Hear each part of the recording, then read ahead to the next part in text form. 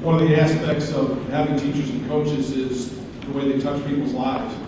Just a number here for you, and I'm sure Bob would appreciate this as a statistics teacher.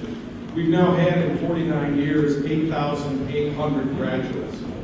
Based on Bob's teaching experience now in his 41st year, he has taught over 6,250 students at Brother Rice.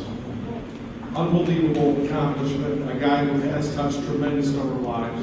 One of the lives he touched is going to speak about him this evening for a few minutes. It's not in the program. We're happy to have with us tonight Brother Mike Seglich, who taught here at Brother Rice for a number of years during the 1970s, who coached track with Bob Stark.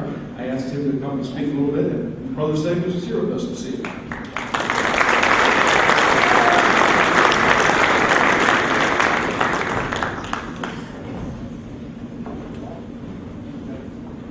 You might have noticed in that tape that the one person Bob didn't speak about was himself.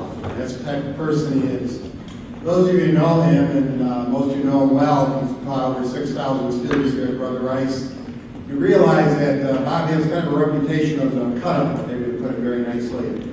But there's a heart of gold there.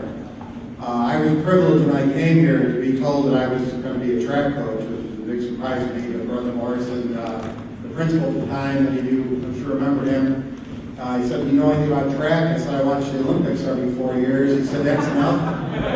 And I ended up being introduced to two very fine gentlemen, Mike Popson and Bob Stark. If you listen to the baseball playoffs, they're running an ad, a promo by Derek Jeter, where he talks about his parents teaching him to keep his eye on the ball, to always play hard, so on and so forth. And at the end of the promo, he says, "And all the time I thought they were teaching me about baseball. And instead they were teaching me about life."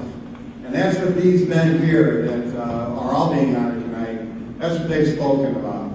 And Bob is certainly in that category. I know one act of kindness I learned about recently that he partook in to help someone who needed to see someone who was in distress. And Bob gave of his own resources to make sure those people were able to contact that person who was a Brother Rice grad.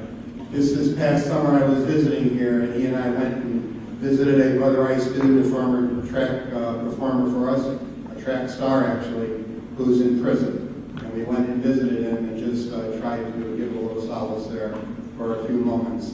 And whenever you're with Bob, you have a friend for life.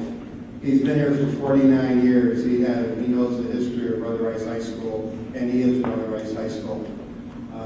One act of kindness that I thought of as I was standing there waiting to come up here, late in my career at Brother Rice, I was here for 9 years, and near the end of that I became a recreational jogger. And I entered a Birmingham race in the middle of the summer. It was 1979 or 80, a 5K. And Bob brought the whole cross-country team out to cheer me on near the end.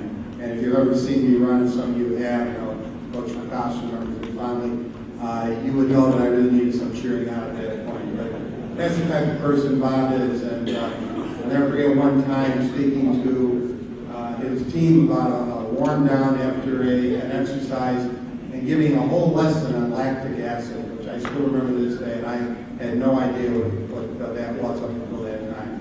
So he's a very fine coach. The reputation, the respect he has among his peers, many of whom are still coaching with him in the area, whether they be rival schools or other schools. He's well known, well respected.